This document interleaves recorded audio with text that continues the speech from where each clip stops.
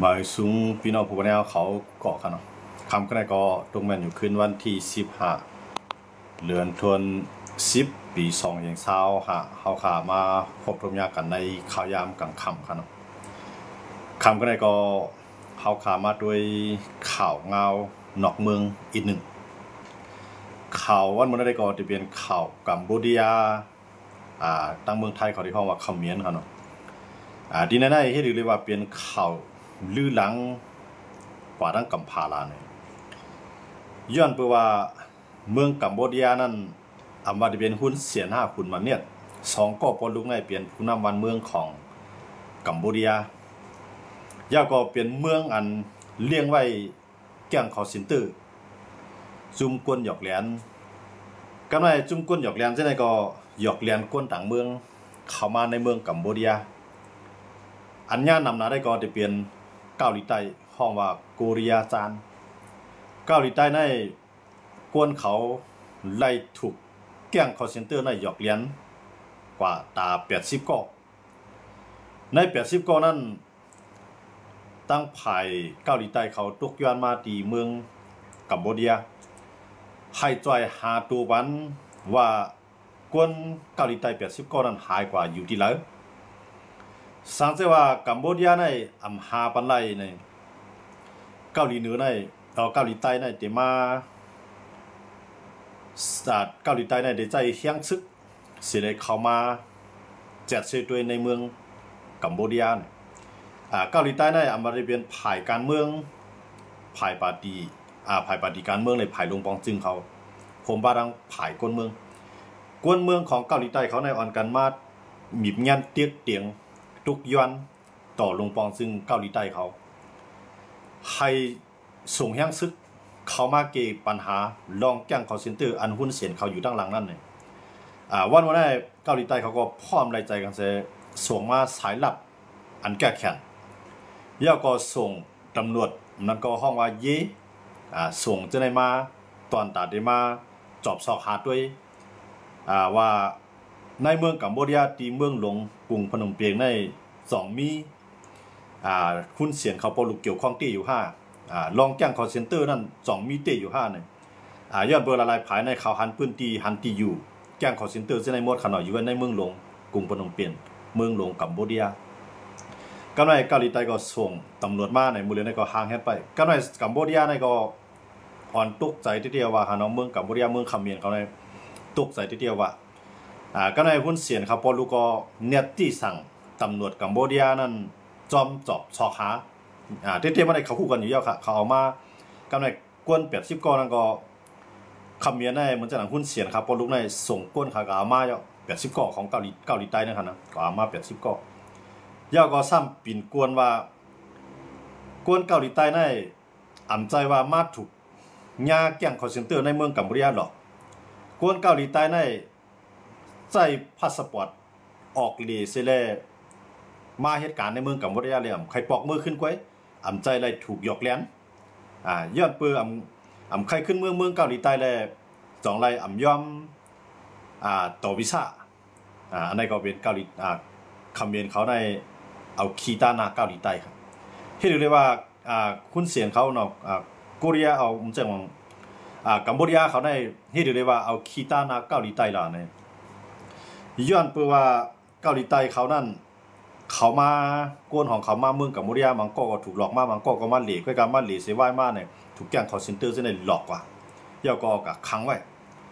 เกาหลีใต้เขาก็จ้อมจอบซอกหาอันเป็นญาติพี่น้องกวนเมืองเกาหลีใต้เขานั่นก็อ่อนกันตุกย้อนตีลงปองจึงครับกำไรที่มันเปลี่ยนข่าวลื่นหลังมาได้ก็แจ้งคอเซ็นเตอร์เส้นในโฮมกันเฮ็ดให้แบบนักศึกษาห้องว่าผู้เรียนเพี้ยนเขาเนาะอายุ22 ปีที่ในก็เฮ็ดให้ตายกว่าก็ในพวกไล่ลูกซุ่มก็จะตายก็อย่างในเขาก็ขึ้นกวนเมืองของป้อใจเสยตั้งอ่อนกันตุกย้อนลงปองจึงก็มีข้อที่สั่งว่าติส่งตำรวจเข้ามาย่อก็สายข่าวสายลับมันขัดแขนนั่นส่งเข้ามาย่อหน่อยมือเรือในส่งเข้ามาย่อค่ะตั้งตำรวจตั้งกวนสายลับกันเนาะสังเกตว่ากัมพูชาเนี่ยปันตั้งโฮมมือไหนเกาหลีใต้เนี่ยติส่งแห้งซึกในมามังกัมพูชาเนี่ยครับเนาะมันติในเป็นเกาหลีใต้เขามาปืนเผาอันเป็นประธานาธิบดีของเกาหลีใต้ออกมาปืนเผากันเดียวกันนะสังเกตว่า ปันตามหัวมือในเกาหลีใต้ในเตรียมทอมลองเกตูของหุ้นเสียนเขาพอรู้แล้วเกาหลีใต้ในเตรียมมาชอกหาห้างกล้วยยาวก็ได้ส่งห้างซึกเข้ามาเนี่ยอันนี้ก็เฮ็ดอะไรกัมพูชาเขาในกูดีๆครับเนาะยาวก็กำไรเผื่อว่าเกาหลีใต้ออกปืนเผาจังไหนยาวในกำไรก้นเมืองคำเมียนเขาอันกับเหตุการณ์ในเมืองเกาหลีใต้นั้นออกมาสารคัดต่อลงปองจึงเกาหลีใต้แล้วว่าเมืองคำเมียนเมืองกัมพูชาเขาในอำไลเปลี่ยนเมืองอันเฮ็ดหายเปื่อนอำไลเปลี่ยนเมืองภูเมืองใหม่ย้อนเปื้อกวนเมืองเกาหลีใต้จะในเมืองกว่าตีเมืองกัมพูชาเสหันว่ากวนหันว่าเมืองกัมพูชาในลีอยู่ลีสร้างลีเช่าเลยใครขึ้นปอกเมืองเกาหลีใต้อันไรถูกหลอกกันจะนั่งก่อนใจกวนกัมพูชาเป็นกวนหลอกเปลี่ยนกวนเขก็เป็นกวนหลอกเปลี่ยนกวนเขก็เฮ็ดหายดอกเกาหลีใต้อันไหนเป็นลอกลายเลียนของดอกลายเกตูของกัมพูชาเขาคันเนาะมื้อนั้นมื้อเดียวนั้นกัมพูชาในญาพี่อยู่3ภายนึงในเป็นไทยครับไทยก็ต่อถึงมื้อเดียวก็ตึกยันกันไว้ครับเนาะไทยก็ลาดว่าให้กวนเมืองกัมพูชาอันมาอยู่ในเมืองไทยเมื่อ40ปีป่วนมานั่นตีวันหนองจานครับเนาะตีสาแก้วที่นั่นให้ขึ้นออกมือขึ้นเนี่ยเขาขีดเส้นตายไว้ในวันที่10ก็กับมือเหลียวในถึงมือเหลียวในถึงมาวันที่15ครับเนาะปองว่าป่วนขายามักมันนั่นมาหาวันเนี่ยไทยก็ไปจังคือไทยก็ตึกมือเหลียวในก็ใจห้องลำโพงครับเนาะเอาลำโพงเอาลวดกาอันปล่อยเสียงเพียงหลังๆนั้น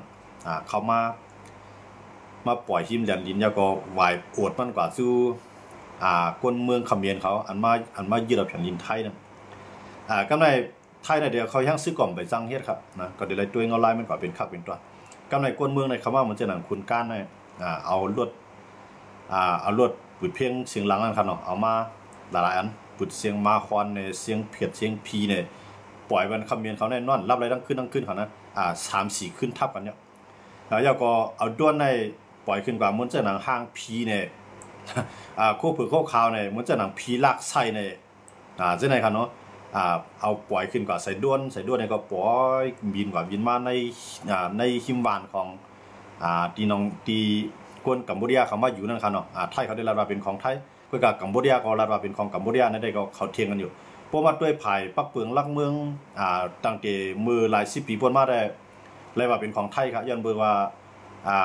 กัมพูชาเขาได้เขาได้มีคำมินเลียงคำมินล้ำเนาะเขาได้มีหลายๆภายเขามังกันก็ไม่คำมินเลียงในปลายเขามาให้กับในไทยคำว่าเตรียมปันเข้ากับไรย้อนเบอร์อยู่อย่างเขาในทุกย้อนที่ไทยว่าให้ไทยในฮับไว้ปืนตั้งไว้เป็นศูนย์อพยพเนาะศูนย์คนภายเพเนี่ยอยู่อย่างเขาอันเป็นอยู่อย่างก้นเก่าเจ้าหน้าที่เนาะก้นเหตุการณ์ได้อยู่อย่างเก่าเจ้าหน้าที่ออกมาลาดเขาเนาะว่าเป็นของไทยเนี่ยเพื่อการตึกต่อให้ไทยในเราเป็นของไทยในตาก็ไทยได้ไปจังใจย่างซึกเอาก็เลยใจย่างก้นเมืองไอ้ก่อก้นเนาะยากเก้าให้คุณกัมพูชานั่นอยู่ไรมากันนั่นก็ในภายไทยเนี่ยก็มือในก้นเมืองภายไทยเขาเนี่ยก็เตี้ยลงบองจึงเขาให้ใจไม่ตายต่อกัมพูชาให้พูดขาดต่อกัมพูชาเมื่อในมือตั้งเมืองไทยเขาเนาะภายก้นเมืองเขาเนาะก็ในมันจะหนังภายลงบองจึงเขาภายซานคาดเขาใช่ไหมครับไปคลายใจลอกลายแก้มให้กว่าเป็นคับเป็นตอนก่อนนั่นคือกัมพูชาเขาพอดีเอากับต่างที่จัดจึงผ้าก็ในว่ามาด้วยในตากัมพูชาเขาเดียวกับต่างจัดจึงผ้านั่นก็น้ำหนักมันลงได้เตย้อนเบอร์สังหลังในแทงตั้งหนึ่งในเพอันเขาว่ามันก็ในเพกัมพูชามี3เพมาเลยเป็นอเมริกันเนาะอเมริกันได้ยึดไว้เงินเจ้าสัตย์ที่หลงในเมืองกัมพูชาก็ในอันเขาว่าควายครับปิดควายเหมือนจังว่ามันเอาบ้านเรียกเป็นเงินนะครับเนาะที่ในเขาก็เอามาอเมริกันเขาได้ยึดไว้ครับเพราะนับเป็นเ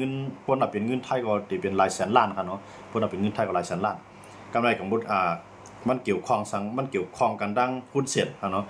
อันเป็นเครือข่ายดิกุมนีในการตั้งนั่นก็เกี่ยวข้องกันดังหุ้นเสียนกำไรอเมริกันก็เพราะว่ากัมพูชาในจัดการได้ลองปัญหาแก้งคอร์เซ็นเตอร์ในอเมริกันก็ติดตัดขาดลองการขายตอนตากัมพูชาว่าโมเดลในอเมริกันเนี่ยเมื่อตั้งในเป้าหมายของหุ้นเสียนได้เยอะอันแต่ได้ห้องอเมริกันห้องหาตัวโน้ตถ้ำกันเนาะอย่าเบิดตัวโน้ตถ้ำในมาจี้สั่งให้ไทยเลยกัมพูชาในกึศติดต่อกันกำไรกัมพูชาในก็หันว่าอเมริกันได้ยอมรับกัมพูชาอ่ะอเมริกันได้ตีผืนไว้เขียวกำไรห้องให้อเมริกันได้มาตั้งตับคือในเมืองกัมพูชาอะไรแล้วก็ทุกย้อนให้อันเป็นอันปันไผ่สู้รางวัลโนเบลสาขาสันติภาพในให้มอบอาบันโดนัลด์ทรัมป์ อันในหุ้นเสียนเขาทุกย้อนมันเสียนเขากวนในเมืองกัมพูชาเหมือนกันทุกย้อนเอาแค่พังตัวโน้ตทับเนี่ยก็ไปเหนือเส้นตาสายตั้งยาวก็เส้นตั้งลงในเมืองลงกรุงพนมเปญก็ให้ยุคเปลี่ยนจื่อเส้นตั้งตัวโน้ตทับนะครับเนาะแต่ว่าเอาใจตัวโน้ตทับมาขนาดเขาก็กล่าวว่าวันนี้ตัวโน้ตทับเนี่ยส่วนใจ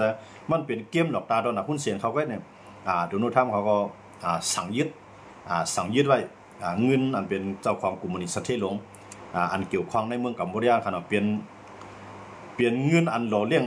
เมืองเขมรก็ว่าอะไรขนาดที่อเมริกันยึดกว่าเนี่ยหลายแสนล้านขนาดยึดไว้เขาก็ได้ตรวจสอบด้วยมาดูในเกาหลีใต้ก็ส่งแห้งซึกเขาเอาแห้งซึกแต่แห้งเอาส่งแห้งส่งยี่เขาเข้ามาตำรวจเขาเนาะส่งตำรวจเขาเข้ามาในเมืองกัมพูชาก็ในไทยเขาเนี่ยก็ตีขยื่นที่จะนั้นเกาหลีใต้ที่จะนั้นไทยก็หลุดใจโลกไล่แก้มตัวเลยใจโลกไล่แก้มต่อหุ้นเสียนเขาหุ้นมันนี่เราเนี่ยภายทั้งเมืองไทยเขาในภายก้นเมืองก็เขาว่าเนาะภายลงปองจึงได้เข้าไปป้อว่าคือเตะเนาะภายลงปองจึงได้ไปป้อว่าคือเตะภายซึกได้ก็ซึกมังก็ได้เลยกินจ้อมก้นกัมพูชานั่นขนาดเนาะเลยกินจ้อมกันนี่ก็ผู้หันเปลี่ยนใจกันเช่นนี้ก็เตมีพองไอ้ก็บ่ฮัดว่าคือเตะเนาะก็กับก้นเมืองได้บ่ใจก้นเมืองได้เลยว่ากาอยู่กับขึ้นเนาะมันจากนั้นก้นจือเสียงลังว่าเช่นนี้ภายทัดสร้างการเมืองนักวิชาการหลายภายเขาเนาะวันกันมีหลวงปองซึ่งนะหลวงปองซึ่งอนุทินในขณะให้พูดขาดออกกัมพูชากำไรหุ้นเสียนทำว่าฮื้อในหุ้นเสียนทำว่าพอวันที่20หรือในไทยในปืดหลานกำเหลียวโดยมีเขาเรียกไล่เพราะว่าไทยในย่อมปืดหลานอันซับยันลินกัมพูชากุติตีในหุ้นเสียนในเต็มมาปืดเปียตั้งพิษลงปองจึงไทยอันเกี่ยวข้องเหมือนเจ้าหนังผายลงปองจึงไทยผายก้นลงไทยเขาภูมิญาณไทยเขาอันเกี่ยวข้องแก้งคอเซ็นเตอร์เนี่ยอันเกี่ยวข้องในลองเปียดลองเรียนเนี่ยอันเกี่ยวข้องในลองการเฮ็ดพิษปักเปลืองเนี่ยมันจะว่าหุ้นเสียในมันไรมีข้อมูลในมือมันอันนั้นเดี๋ยวมันหลอกไปครับเนาะมันก็เดมิเตอยู่ก็เป็นไรครับย้อนเบอร์ในไทยเขาก็บ่ฮัดแก้มดอกของบ่ได้ดิเนาะย้อนเบอร์เนี่ยมันเจ้าหนังตีดังจังหวัดสระแก้วในมันเจ้าว่าแผ่นดินไทยก็กับปันไผ่กัมพูชาเขามาตั้งคาสิโนตั้งคาสิโนในแผ่นดินไทยยาวก็ไทยในก็เฮ็ดเส้นตั้งกว่าเส้นตั้งแคบนะเขาเนาะเส้นตั้ง4เหลี่ยม4พายกว่าถึงที่นั่นนะกว่าถึงที่โฮงแก่งคอเซ็นเตอร์กำในผายเมทัลพักที่1นะครับว่าอยู่ล่ะเนี่ยปกติผายก้นเมืองได้ใครยาแบบเนาะผายก้นเมืองได้ใครยาแล้วแบบเวลามันเปลี่ยนของกัมพูชาสามารถตั้งในแผ่นดินไทยเนี่ยกำในผายซึ่งในซ้ำว่ายาตีโคมกันเฮ็ดมันจะหนังกัมพูชาก็เลยใจพ่อนดีไทยก็เลยใจพ่อนดีมาเปลี่ยนของโคมกันผายซึกไทยทำมาจังไหนก็กับก้นเมืองพอใจครับลองในครับเนาะก้นเมืองผมพอใจอย่างมันจะในหุ้นเสียในอันนั้นก็มันกำความลับของซึกไทยเขาไว้อยู่นั่นก็กำความลับของหลวงปองซึ่งไทยเขามังก็ภูมิอาณาในเมืองไทยเขามังก็ไว้อยู่เลขเขาก็พัดแก้มดอกกัมพูชาพัดใจไม่ตายได้ทีครับมันจะหนังเกาหลีใต้ซ้ำแห้งเลยพัดใจไม่ตายล่ะเนี่ยพวกเขามาแตกกันแห้งซึกเขาเนาะแห้งซึกเลยเอียนแห้งลองแก้แขนลองขึ้นใหญ่ลองขึ้นกราฟได้เกาหลีใต้ในอยู่ไว้ไม้5ของกำผาฮะพวกแห้งซึกว่ากันนะอยู่ไว้ไม้5ของกำผานะในกำผาในกำผามันเปลี่ยนไว้ไม้5ครับเดี๋ยวกำในไทยซ้ำเปลี่ยนไว้ไม้25ของลุงฟ้าพวกแห้งซึกว่ากันเนาะกัมพูชาซ้ำเดมีอยู่จันปากปลายพวกน่ะเนาะจันมันฝากกันนำหนาไทยเนี่ยอยู่จันซ้ำมอก25เนาะกับเกาหลีใต้น่ะอยู่ไว้จันที่5นะอันไหนเอาแห้งซึกค่ะเนาะนำกัดตามแขนของซึกเอ็นแห้งของซึกเครื่องหนักของซึกเกาหลีใต้อยู่ไว้ไม้5แล้วมันจะในเกาหลีใต้นั่นแหละยืนกว้างปุดขาดกำเดียวว่าโบสู่จอยเกยขายมันก็จอยเกยขายไว้แล้วก็ปล่อยก้นเขมรได้มาปล่อยก้นเขมรได้ปล่อยก้นเกาหลีใต้ได้ออกมาคุณเสียนก็สั่งลูกน้องดับปี้กับปล่อยกำเดียวกันเนาะมูจ้าได้ว่าห้ามผู้ห้ามหันจ้อมมันเกี่ยวข้องซะเขาเกาหลีใต้ได้มันเป็นเมืองตีมีแห่งใหญ่ขนาดนั้นมันก็ซ้ำเยี่ยมอเมริกันนุนหลังมันแทงไงมันก็ใส่ล็อกไล่ปุดขาดกำเดียวครับพอสู่ปล่อยก็ปล่อยพอสู่ปล่อยก็เข้าได้เข้าห้างกล้วยสังเกตว่ามันเกี่ยวข้องก็ไหลเข้าเตรียมไว้ต่อให้เป็นลุงปองจึงเปลี่ยนจอมพ่องหลงเปลี่ยนภัยก็ย้อนในหนาเมืองกัมพูชาอันมีหนาไว้อยู่สังเกตว่ากวนจื้ออันเฮ็ดให้ดอกกวนเกาหลีใต้เกี่ยวข้องลุงปองจึงกัมพูชาบ่ได้เป็นหุ้นเสียหน้าหุ้นมันเนี่ย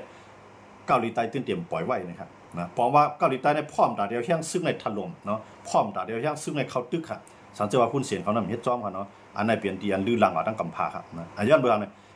กวนเขาได้มันย่างยอกกับ80ก้อนนั่นขนาดมันไฮไลท์กว่าครับเนาะไฮไลท์กว่าเขามาในเมืองกัมพูชามันก็ว่ามาหลีมันก็ว่ามาเหตุการณ์เนี่ยมันถูกหลอกมากกว่ามีกำในกัมพูชาก็ว่ามันจะเฮาหลอกมันจะแกล้งคอร์เซ็นเตอร์หลอกมันจะไผหลอกมันเป็นกวนเกาหลีใต้เขาเนี่ยมันอยู่เมืองเกาหลีใต้เขาแลเขาปอกมือเขาย่อมตัดเปลี่ยนวีซ่าเขาไว้ขำย่อมปอกมือต่อวีซ่าเขาไว้นะอันนั้นเป็นการกีดตัวของกัมพูชาปวนหนึ่งกัมพูชามาว่าจังได๋เนี่ยหนึ่งแค่ในไทยเกาหลีใต้ในใจลำครับย่อมว่าเนี่ยเมืองเกาหลีใต้เนี่ยเป็นเมืองขึ้นใหญ่ครับกำในซ้ำว่ากวนเกาหลีใต้เนี่ยย้อนเปิ่มใครอยู่ในเมืองเกาหลีใต้สิแลขามมาอยู่เมืองกัมพูชาสิขำปอกมือเหมือนแสดงว่ามันเอาขี้ตานานั่นครับเนาะให้อย่างแลสู่ซ้ำย่อมรับรองสู่ในเกี่ยวข้องแจ้งคอลเซ็นเตอร์กำใน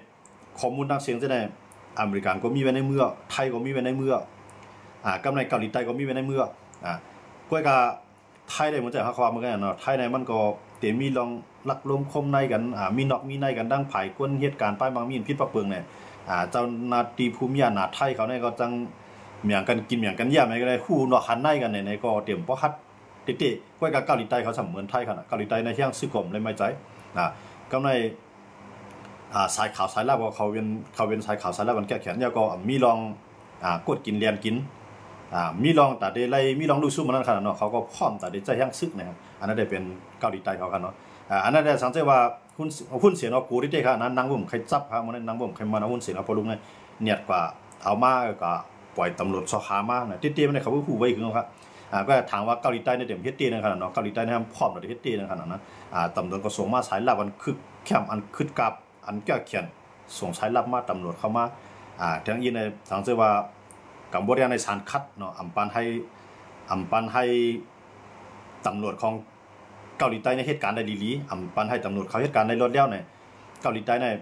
ตีใจแห้งซึกเข้ามาจอมดังหลังเนี่ยอันนั้นก็เปลี่ยนอันลองลื่นหลังกว่าทั้งกัมพะเนาะหลายๆเมืองก่อนกันว่าเกาหลีใต้เนี่ยเอาเตี้ยเกาหลีใต้เนี่ยเพียงพอใจเตี้ยนะครับเนาะย้อนบ่เนี่ยเป็นเบิ่งก้นเขาตายโก้นะครับนะอันนั้นเฮาได้ในยุคนี้ตัวเรียกว่าเมืองเปิ้นได้เปิ้นฮับก้นเบิ่นกะหือเนาะ80ก้อนเนี่ยไปตายฮะมันเปลี่ยนข่าวเปิ้นยาแก่งคอลเซ็นเตอร์หลอกหลายก็กับขังไว้นั่นขนาด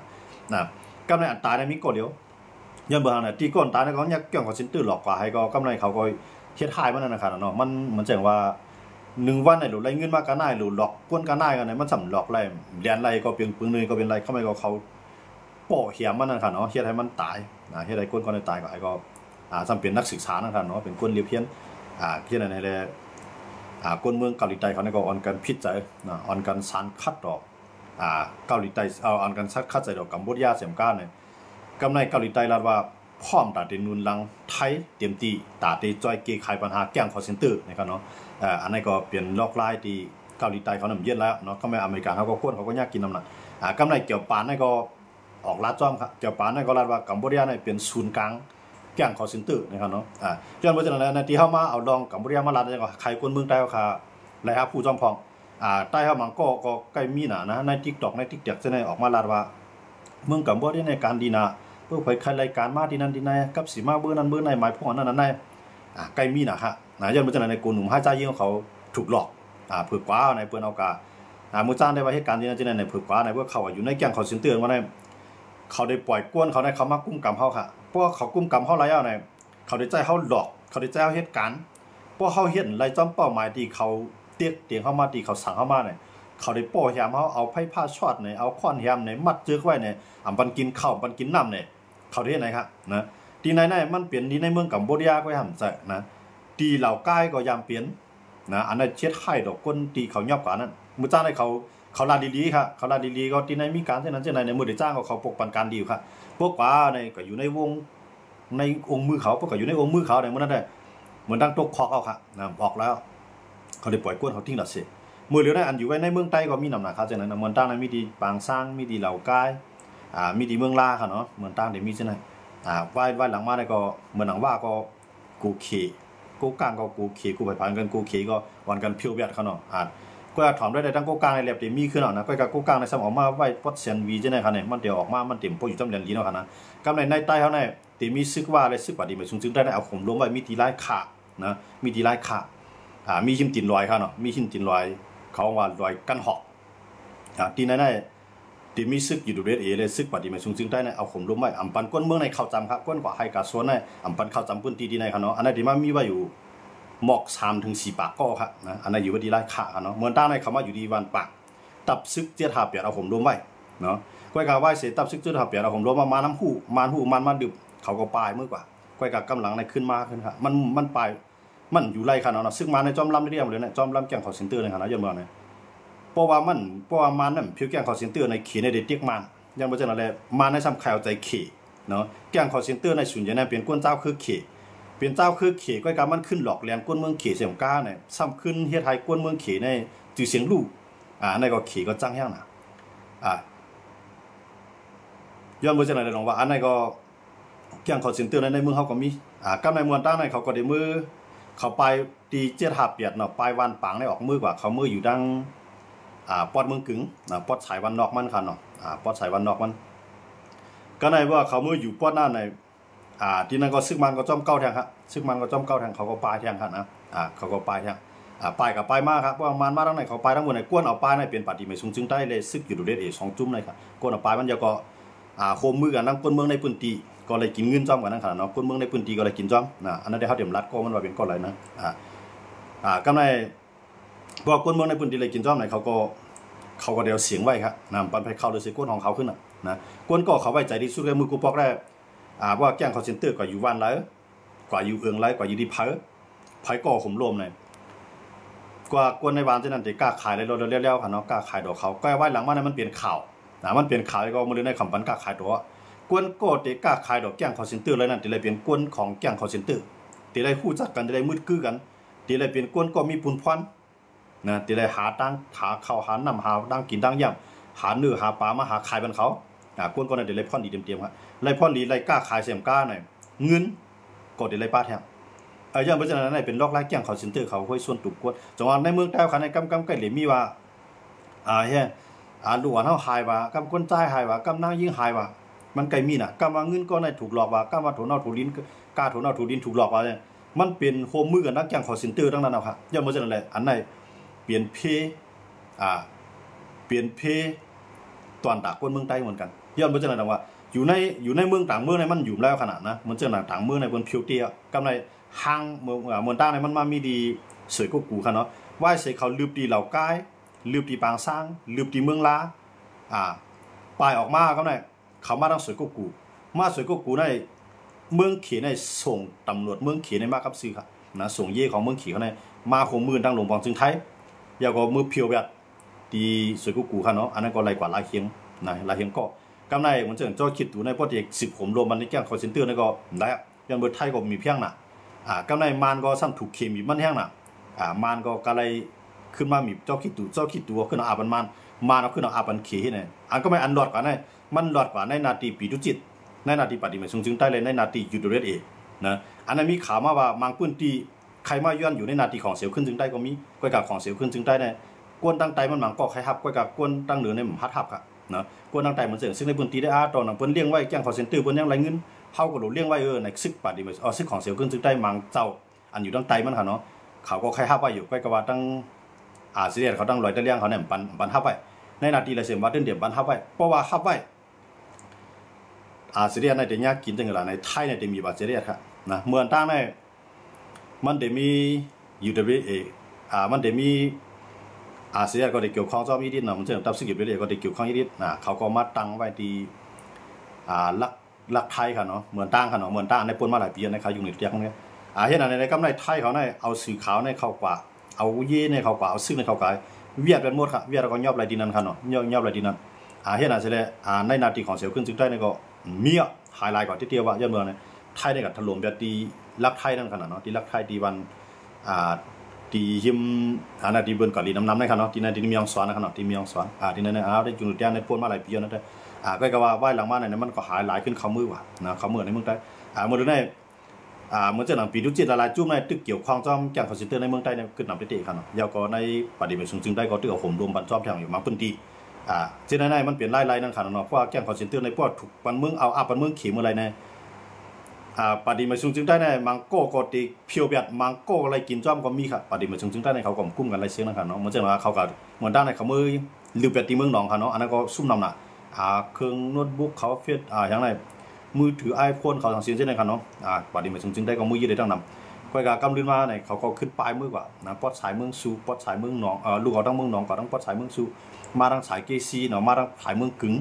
หมดเลยเนี่ยก็มีทั้งสายไร้ขาฮะนะในก็อยู่ในนาทีอุปเปิงของปฏิมาจุงถึงได้ครับในเขายังหมดเลยเดี๋ยวก็ว่าอยู่เรศเอกครับเนาะ2จุ่มในเอาผมรวมแกงเซ็นเตอร์ไว้อยู่ในครับเนาะอันนี้ก็ติดเลยด้วยว่าพี่น้องคนเมืองไทยเขา2ตีคัดสารคัดหมดเลยได้แหละพวกใครผู้เป้าหมายมันอยู่ที่ไรเนี่ยกับสืบมาทั้งส่วนตัวคารัดในเล่มหมดนะก็กว่าขาคนตุ้มตื้อคนวานบางพื้นที่เขาก็เต็มหลายป้าครับนะที่นั่นใครผักมันคนเมืองไทยเขาแกงคอนเซ็นเตอร์ในเป็นเพี้ยนอย่าลงที่ครับนะ